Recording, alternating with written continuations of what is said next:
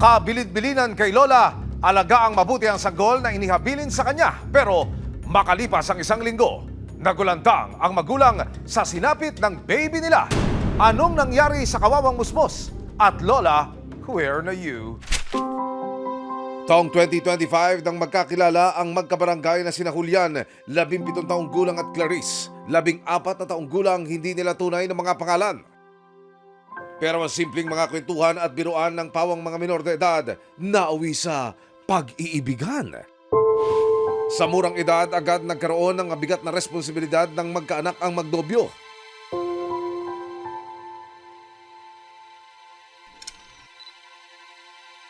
Dahil hindi na sumasapat ang kita ni Julian bilang kargador, nagdesisyon si Clarice na mamasukan na rin bilang kasambahay.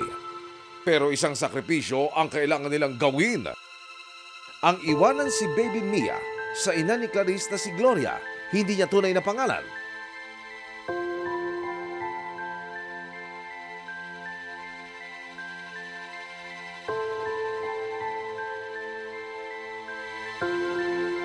Mayo nitong taon, inihatid na ni Julian si Baby Mia sa bahay ng biyanan sa Las Piñas.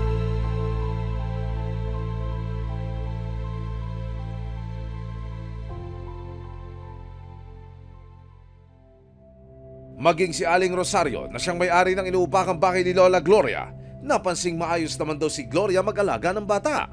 Mabait naman siya, maalaga sa apo niya. Hanggang isang araw, si Lola Gloria, para daw bang alikaka. Noong 27 ng May, pumunta siya dun sa amin, sa loob.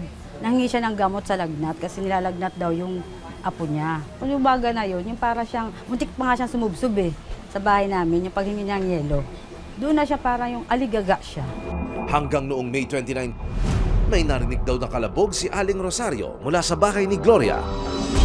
Gabi na, siguro mga 10 to 11. Malakas yung parang may nalaglag na ano. Kung habawang eto, pag nabagsak to, ganun kalakas. Yung lagabong. Basta yun lang, wala kaming narinig na iyak ng bata. Pagsapit ng hapon ng May 30, pag-uwi raw ng living partner ni Gloria na si Mario, hindi niya rin tunay na pangalan. Dito na raw may narinig si Aling Rosario na malakas na hiyaw ni Mario mula sa loob ng bahay. Sa mga oras na ito, mag-isa lamang ang bata nang matagpuan ni Mario. Wala na raw si Lola Gloria sa lugar. Yung magsiakat sila sa taas, at yun nga, pagbaba niya, nagisigaw sila na, yung sabi niya, yung baby. Nang magkagulo na ang mga kapitbahay, si Baby Mia natagpo ang nakabalot sa kubot at wala nang mga mata. Si Julia naman nakatanggap ng text message habang nasa trabaho.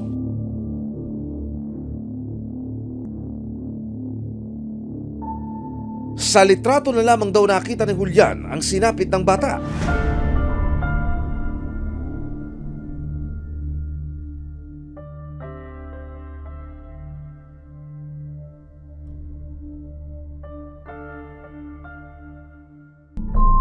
Mga kapuso, makikita po sa litratong ito ang isang 5 buwang gulang na sanggol na natagpuan ng patay noong May 30, 2026 sa isang bahay po sa barangay Pulang Lupa 1, Las Piñas City, kung saan naabutan din ito na wala na po ang parehong mata at halos butas na ang muka at sinasabing nginat-ngat o nilapa ng isang daga.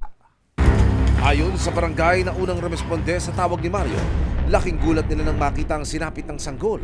Ayon po sa sa report po namin, bandang alas 2:58 po, tumawag po sa amin yung aming assistant EXO na meron daw pong pati na bata na kinain daw po ng daga. Pagdating po namin, positibo po sa taas. Ayun po, wala na po yung mata niya. Ang itinuturong person of interest ng kapulisan ng Las Piñas, ang lola ng sanggol na bigla na lamang daw nawala noong Sabado ng umaga, May 30, 2026.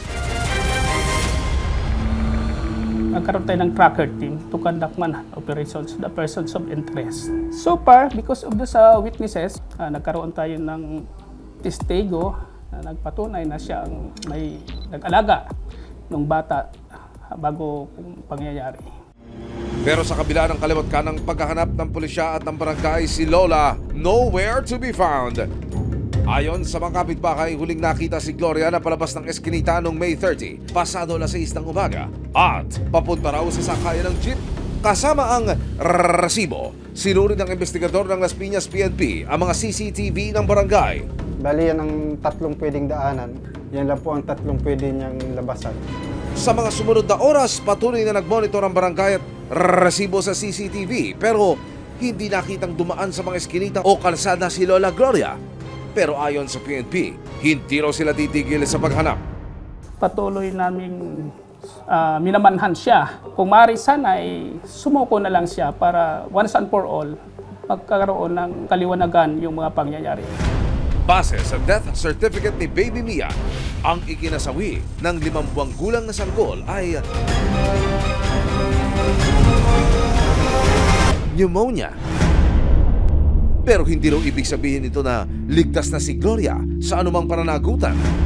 Ang pinakatanong ng mga otoridad, kanyang pamilya at maging ng mga kapitbahay, nasaan ang lola ng bata na siyang nag-aalaga sa bata dahil bigla na lamang daw umano itong naglahong parang bula. Meron pa siyang pananagutan kung titingnan mo. Yung pag-alis niya sa pinangyarihan, yun yung mga katanungan na dapat natin alamin na under investigation natin sa mga oras ngayon. Habang iniimbestigahan ang pagkamatay ng sanggol, panibagong kalbaryo naman ang kailangang harapin ni Julian at Clarice. Dahil walang sapat na pera, hindi raw nila matubos ang bangkay ni Baby Mia sa morgue.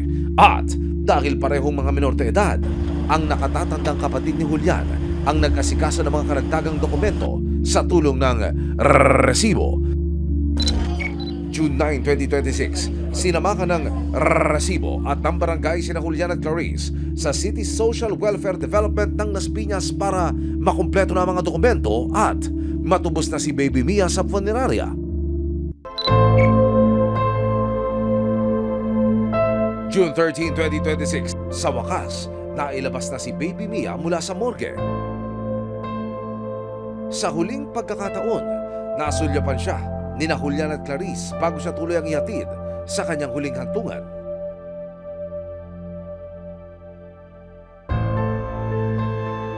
Masakit po. Hindi ko kaya tignan yung anak ko. Dahil kasi ganyang itsura niya eh. Hindi po ako mapalagay. Kasi di ko nakakalain gano'n yung magiging itsura niya.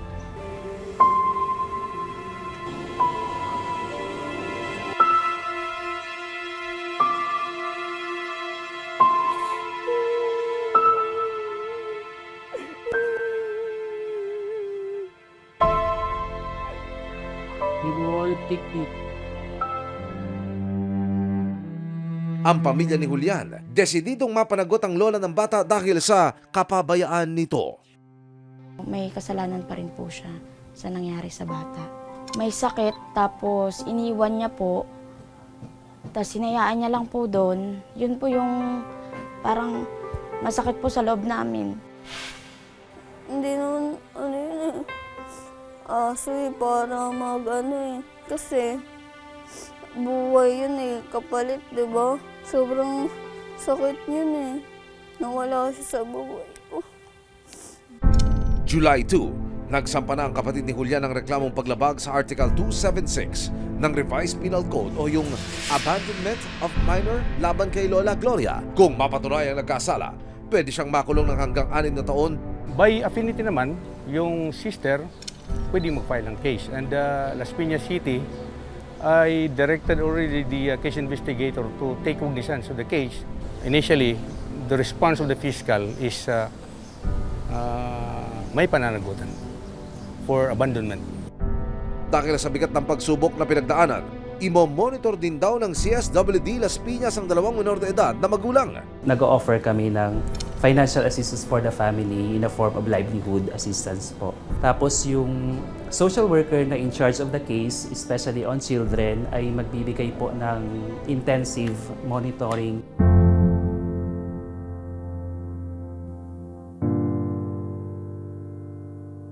Maraming salamat sa panonood, mga kapuso.